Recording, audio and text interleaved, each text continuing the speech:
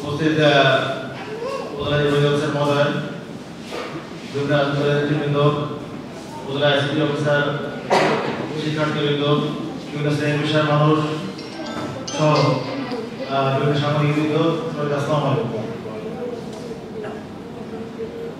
আপনারা সবাই অবগত হয়েছেন ভান্ডারিয়ার স্রষ্টা হচ্ছে হাফিজ মাওলানা মুর্তজা তানভীর।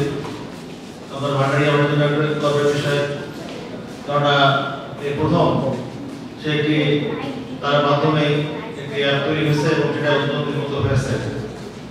বর্তমান যুগ হচ্ছে তথ্য প্রযুক্তির যুগ।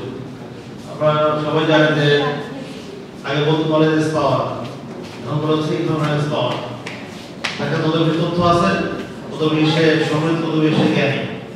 জ্ঞানের কোনো সীমা নাই। আমরা জানি যে কেন পুঁজি দেশে যাওয়ার কথা বলা হয়েছে। এমন একটা বিষয় বর্তমান সময়ে মানুষের চলতে ফিরতে গেলে অনেক কিছু প্রয়োজন হয়, যা একটি অ্যাপসের মাধ্যমে সম্ভব। মানুষের শিক্ষা, স্বাস্থ্য, জনসেবা, চিন্তা প্রয়োজন সহ প্রতিটি ক্ষেত্রেই মানুষের তথ্যের প্রয়োজন হয়। কোথায় যাবো, কি করবো, কার যাবো, কি করলে কোথায় গেলে জনসেবা পাওয়া যাবে, আমি আমার সংরক্ষিত উত্তোলন করতে পারবো। অ্যাপসের মাধ্যমে যদি এটাকে তথ্য সংগ্রহ করা যায়, বেশি বেশি করে ডাটা ইনপুট দেওয়া যায়, অ্যাপসের মাধ্যমে অনেক কিছু জানা সম্ভব। আমরা বলি একটি মোবাইল হাতে আছে মানে বিশ্ব সমস্ত ডকুমেন্ট আমার হাতে আছে। এটার উপকারিতা অপকারিতা উভয় দিকই আছে। সঠিকভাবে এটা ব্যবহার করা যায় এবং এটাকে কত সমৃদ্ধ করা যায়, সেক্ষেত্রে আমরা ভান্ডারিয়াবাসী ব্যাপক উপকৃত হব। সেদিনই আমরা বুঝবো যেটা এটার মাধ্যমে যখন কাঙ্ক্ষিত মাত্রায় আমরা সেবা পাবো, তখন এটা অ্যাপসের সফলতা নির্ভর করবে।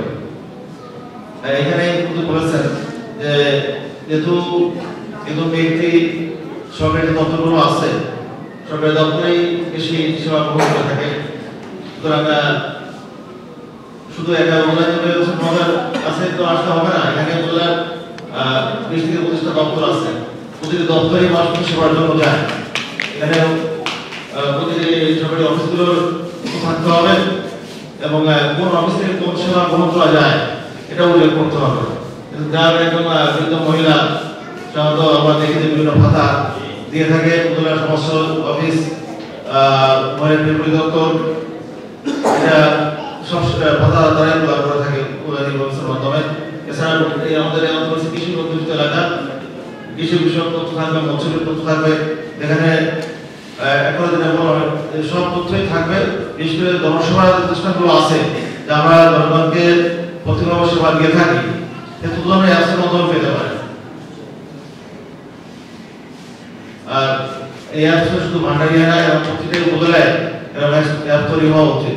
কারণ বর্তমান যারা যুবসমাজ যারা আছে, নতুন প্রজন্মের ছেলেমেয়েরা যারা আছে, প্রতিটি ক্ষেত্রে তারা এগিয়ে যাচ্ছে। ছাত্র জনতার বিপ্লবের মাধ্যমে আমরা একটি বাংলাদেশ পেয়েছি, যে বাংলাদেশের তথ্যপ্রযুক্তি সহ প্রতিটি ক্ষেত্রে আমরা অগ্রগতি করতে চাই, প্রতিটি ক্ষেত্রে আমরা এগিয়ে যেতে চাই। এই লক্ষ্যে যে মুর্তজা তানভীর যে কাজটি করছে, আমার পক্ষ থেকে থানা পুলিশ পক্ষ থেকে ধন্যবাদ জানাই।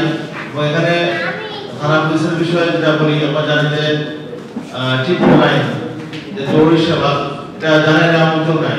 বৃদ্ধ থেকে বাচ্চা থেকে শুরু করে বৃদ্ধ বয়স সবাই জানে এক 12 মিনিট কল করলে পুলিশ আমরা রেসপন্স করি।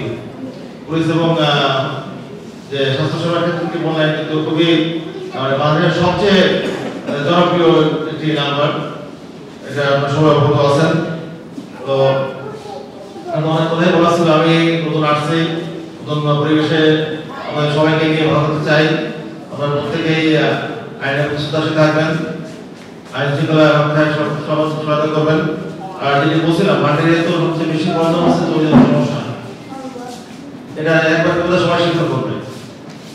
এই অ্যাপসে এমন কিছু করা যায় কিনা যে কিছু ব্যক্তি থাকবে যারা স্ব-উদ্যোগে নিরপেক্ষভাবে জমির সমস্যা করে দিবে, সমস্যা সমাধান করে দিবে।